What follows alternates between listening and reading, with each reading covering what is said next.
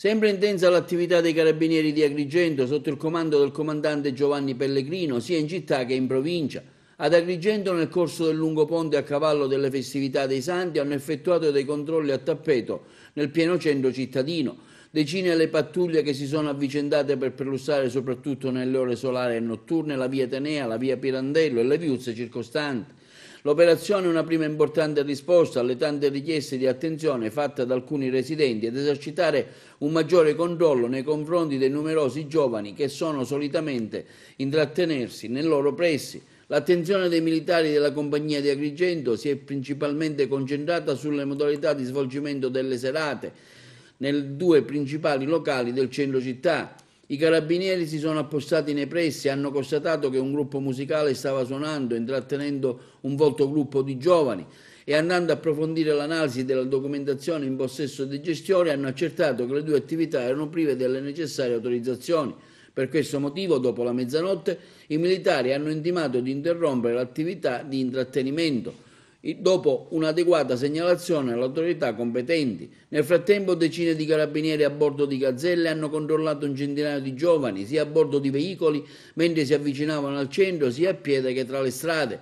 I risultati non si sono fatti attendere. 2 casi militari hanno scovato nelle tasche di alcuni giovani piccoli quantitativi di hashish, verosimilmente per uso personale, per i quali è scattata subito la segnalazione alla prefettura. In un altro caso un posto di blocco è incappato un 32enne di Agrigento, trovatasi alla guida della sua auto privo di patente perché già in passato revocata. Il veicolo è stato immediatamente sequestrato.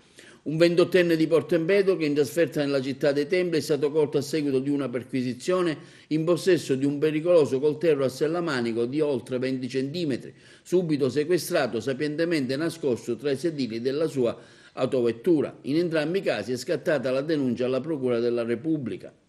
Intanto nelle campagne di Castrofilippo sono stati arrestati 2 ladri d'uva. Ieri pomeriggio a pagarne le spese sono stati 2 catanesi già noti alle forze dell'ordine, sorpresi a rubare uva già raccolta dai proprietari e bloccati dopo una violenta colluttazione. Sulle tracce dei restanti 3 componenti della banda, riusciti per ora a fuggire. Ci sono i carabinieri del comando provinciale di Agrigento, i fatti risalgono alle 3 del pomeriggio. Una pattuglia della stazione dei carabinieri di Castrofilippo, mentre perlustrava come di consueto uno degli innumerevoli vigneti della zona interessati all'attività di raccolta del prezioso frutto, a un certo punto il comportamento circospetto di alcuni agricoltori li ha insospettiti. Alla vista dei militari non si sono avvicinati come si è soliti fare quelli del posto, bensì hanno iniziato ad agitarsi. In un attimo i carabinieri hanno così chiamato rinforzi, sono saltati giù dall'auto. In 2 contro 5 ne è nata una violenta colluttazione, a seguito della quale in 3 sono riusciti per ora a fuggire, ma i carabinieri ne hanno bloccati a terra 2 e li hanno ammanettati. Per 2 catanesi già noti alle forze dell'ordine l'accusa è di furto pluriaggravato commesso in concorso. I carabinieri hanno anche sequestrato le auto usate dai malviventi in trasferta e hanno recuperato oltre 3 quintali di uva rubata che hanno subito riconsegnato ai legittimi proprietari.